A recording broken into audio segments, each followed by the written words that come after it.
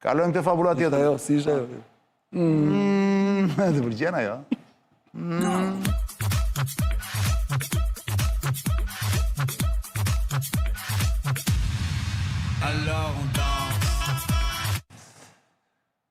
Kush është fajtori i zjarrit në pallat? Dhe pallate kam rënë shkurtën, po të gjithë dim pallatin atje tek afër QSUT-s, afër farmacisë 10, domethënë, të shkretët ata njerëz që ja kemi dhe pamjet.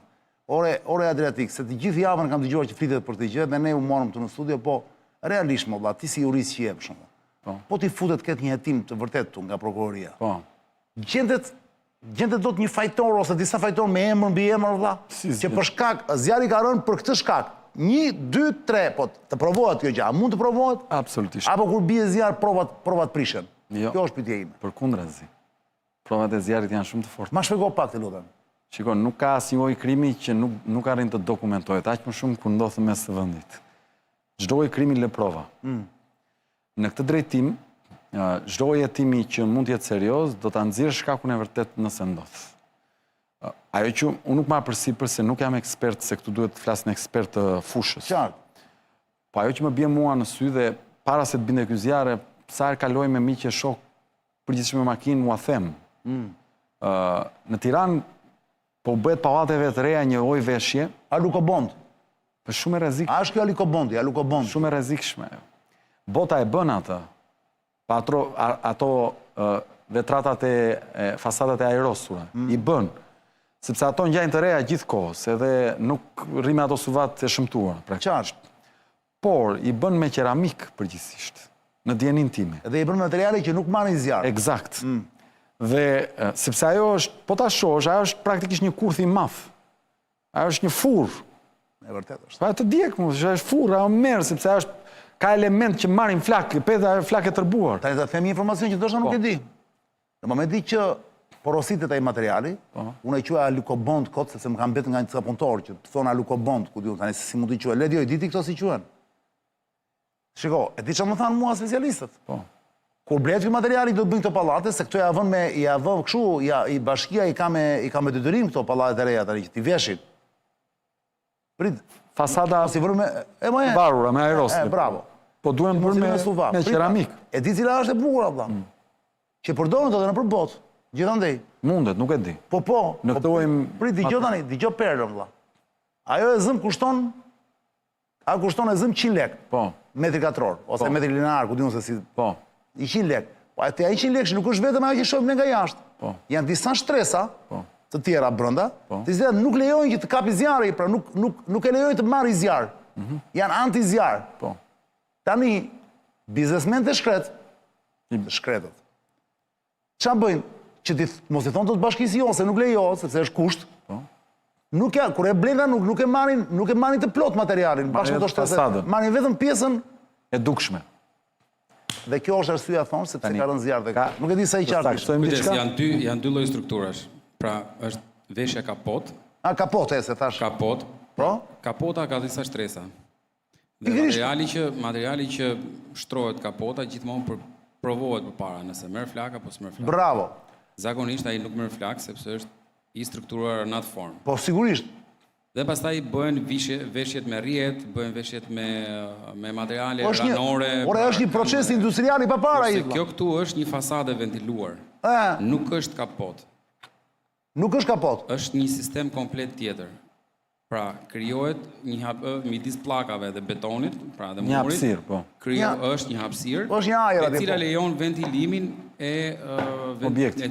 ventilimin e ajrit, pra ajri kalon edhe pikërisht pra. I nxehti nuk kalon aq. Bravo Ledi. Një dhomë ajri. Ora arsyeja është ajrit përdoret lesh xhami zakonisht. Jam dakord, jemi dakord. Të saktojmë diçka. Këtë nuk e dim se çfarë është përdorur atje realisht. Po nuk ka rëndësi mo. Arian, të saktojmë. A mund të gjë, mund të ketë fajtor me emër mbi emër tulla? Apo do mbetet fajtori jetim, faj jetim? Po ta shpjegoj. Ne i paguajmë institucionet që ato të kontrollojnë zbatimin e ligjit. Shumë taksa po. Pra, unë nuk e mirë kuptoj një biznesmen që e shkel ligjin, por në fund të ditës, kjo është çështje morali, kjo është çështje që i përket atij, do të shkel ligjin, do përballet me ligjin. Qartë. Unë i paguaj taksat, ti i paguan taksat, që institucioni ta kontrollojë dhe të mos e lejojë ta shkel ligjin. Dhe kjo është çështja. Tani, ajo që ka ndodhur aty, Ore, zjarë mund të bjerë kudo, nuk është problemi në vetë. Sigurisht, nuk shmaget më jo, lufta dhe zjarë nuk shmaget. Problemi është te kriteret teknike. Dhe nena duhet sot qafurare unë shumë. Me njëherë pas zjarit, mua kjo më shqetëson më shumë se zjarri. Se zjarri ra, fatë mirësisht shpëtuan të gjithë. Po më shqetëson mëndësia, se si funksionon shteti. Kur ra zjarri, aty që një rrugicë, pra gjithaj kompleks që bërë, dhe nuk lejoj të hynde do të asë zjarëtit. Mere, pashe. Dhe pas këshqim pa leje. Dështimi parë i shtetit. Dështimi parë. Dështimi dyti math i kryeministrit. Pse?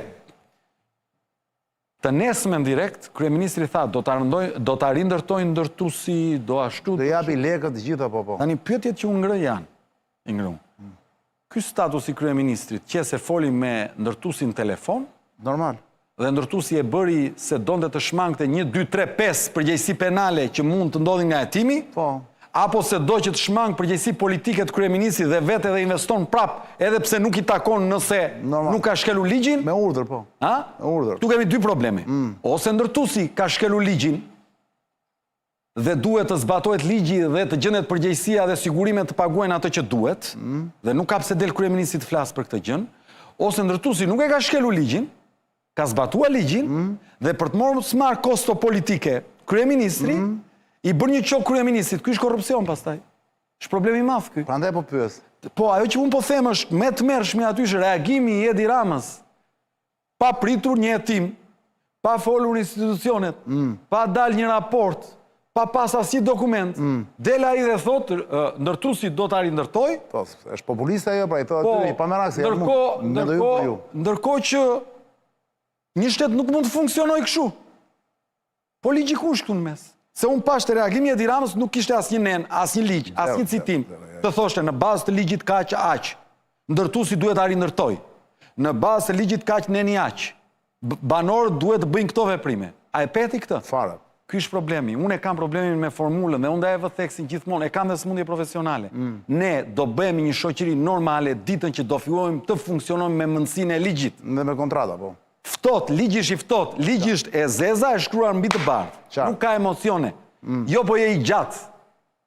Ska, je i shkurtër, ska, jo po je kristian. Jo po je muhamedan, musliman, nuk ka. Jo po e ke babajnë të pasur apo me fuqi politike. Jo po e ke babajnë e varfër që është një punë modeste.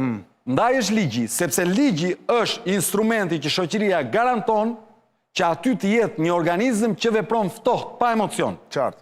Që jep të drejtën kur të takon dhe nuk ta jep kur nuk të takon. Sigurisht. Ne nuk mund të funksionojmë si një republik, WhatsAppi, Facebooku, tavavaje, fasade, kur kryeministri merret që nga gjendja civile se duhet regjistrohet fëmia e dikush, e dikujt, se i shkruan dikush dhe duhet regjistrohet, apo se duhet marr apartament nga tërmeti dikush dhe i ngrihet në aktivitet dhe i thot, dhe ky i thot rreguajani punën atij, apo se duhet marr subvencion një bujk se çohet në një takim të kryeministrit dhe ky për t'i bërë qokën apo për të dalë bukur në publik dhe njerëzit thonë, "Uaj, as zgjidhi", ai të marr atë që si takon. Jo zotri, duhet ligji ta jep, s'ta jep. Ligji. Po nuk arritëm këtë ditë, ne do hiqemi zvarë. Shoqëri që funksionon me shohun e kryeministrit të radhës, nuk mund të ndërtoj shtet. Dakord jemi. Shteti ndërtohet me letra, shteti ndërtohet me akte. Faleminderit. Të lutem, Adriatik, për ta mbyllur, kemi vetëm 60 sekonda kohë. Po. A mendon që zoti Rama do kandidoj ish bashkiakun e New Yorkut, të cilit i dha pasaportën shqiptare para 2-3 ditësh, se si quhet ai? Një roba jamën prapë. Nuk më vjen as mua. Ky mo Adams, po, Erik Adams, po duhet. Erik e ka. Po, diçka aty. Po. A mund të jetë se janë hapur zëra, thonë që mund ta kandidojë atë sepse dhe i pëlqen kjo gjëja. Ke parasysh luan me ngjyrat ai. Njëre bardh, njëre zezë, kupton? Për? A mund ta kandidojë, nga që është piktor them, a mund ta kandidojë Erik Adamsin? Për çfarë? Për Tiranën, pra në zgjedhjet që do vinë. Edi Rama mund të bëjë çdo gjë, ore. Për ne jemi një telajo Edi Ramës, ore. Nuk e keni marrë vesh akoma.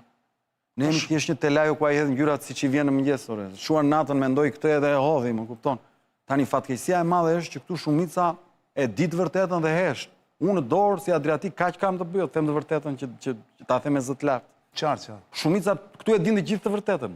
të gjithë e shohin mbretin Lakuri, që të gjithë e din të vërtetën, dhe shumica hesh. Tani, ka që më thonë mua për politiku Adriatik, mos e fol të vërtetën ka që hapur se t'jep kosto në votë. Por unë po të kisha hyrë në politikë, thjesht për të bërë llogari pragmatiste, nuk bëja këtë rrugë më rrugë. Qartë. Bëja rrugën tjetër, unë veja me këta, o zotri, me nga këto të më dhatë, si zotri, me kostum, talenti për të folur, besoj se e kam. E ke. Dilja në për studio, në për mitingje, punonin këta tjerët partisë që marrin rrogat aty, më kupton dikun. Po puja aty, dil, lava shtruri, ndiqja atë rrugën me parfume edhe s'për para. Po jo, mor zotri, kam ndjek rrugën e së vërtetës, sepse dhe rruga e së vërtetës do thënë e vërteta. Le të më marrin natën, do më marrin sot, po do thonë kishte drejt nesër. Qartë. Dhe do vi koha që do më japin të drejtë. Siç më kanë dhënë për ato që kanë ndodhur dhe po ndodhin. Po ndodhin. Që të gjitha. Kështu që nuk kam merak fare, do them të vërtetën. Edhe me koston që të mërziten.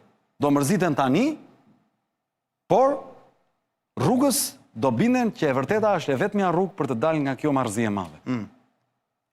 E vërteta është e vetmja rrugë për të dalë nga kjo marrëzi e madhe. Është një libër Verbëria i nobelistit Samarago. Verbëria. I ftoj njerëzit ta lexojnë. I lutem çdo qytetari që ka mundësi ta lexojë Verbëria. Do kuptoj realitetin sot këtu dhe se si dilet nga ky realitet. Adriatik, falenderoj jashtëmasi. Do të takojmë prapë bashkë. Ora në këtë moment i po flasim është 23:20 minuta, po shkon isha në këtë pjesë të dytë të emisionit me Adriatik Lapën, zonja zotrinj, kryetari i lëvizjes Shqipëria Bëhet, që falenderoj shumë që ndënjë me mua dhe që dekriptuam aktualitetin politik dhe ngjarjet në Shqipëri. Sonte është e premte akoma, data 17, ne bashkë do të takohemi me kismet të martën, në orën 10 të darkës, deri atëherë unë po ju lë me shokun tonë Samsonin, dhe pastaj la vita continua. Bëjnë të fala ata shokët tanë vranisht. Vërtet? Albionit. Te mishi pjekur. Te guri. Si quhet lokali, haro gjithmonë. Te guri në vranisht. Te guri në vranisht, po. Thonë gjithmonë që Albioni ka emrin djalit, se unë i haro gjithmonë. Albion, të shkuat e tani. Po më shkruajtën të çuna tani. Dhe nuk ka njeri që kalon nga lumi Vlorës, andaj që s'dalon te lokali. Albioni dhe Andrea. Janë pa para, Te guri në vranisht në anë të rrugës. Edhe herën e fundit që isha, të kujtuam. Është mishi pa para i. Është. Ja, me zi presë sa të vi vera që të ikin me një marë. Takohemi të premten bashkë, mos harroni. Të premten thash? Takohemi të martën. Po jo, pse, po ta kishim mirë në javë, do thoshja, mirë do ishte, takohemi të premten tjetër. S'ka gjë, se ne jemi 3 në javë, kështu që e kisha mendje dhe mishi, prandaj mi iku. Do të thoshja këtë gjë.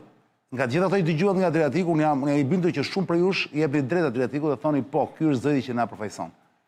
Dhe shumë për jush sigurisht nuk e kanë fuqinë që të presin, nga zgjedhja në zgjedhje. Dhe thonë do ikim. Do ikim të provojmë diku tjetër. Dhe pastaj ju mund të thoni po thjesht nuk dim ku të ikim. Unë personalisht, po të dëgjoni të mua, do ju thoshja që po doni të jetoni dhe të varfër dhe të bëni qef, ka vetëm një vend. Në jug të Shqipërisë, quhet Greqi.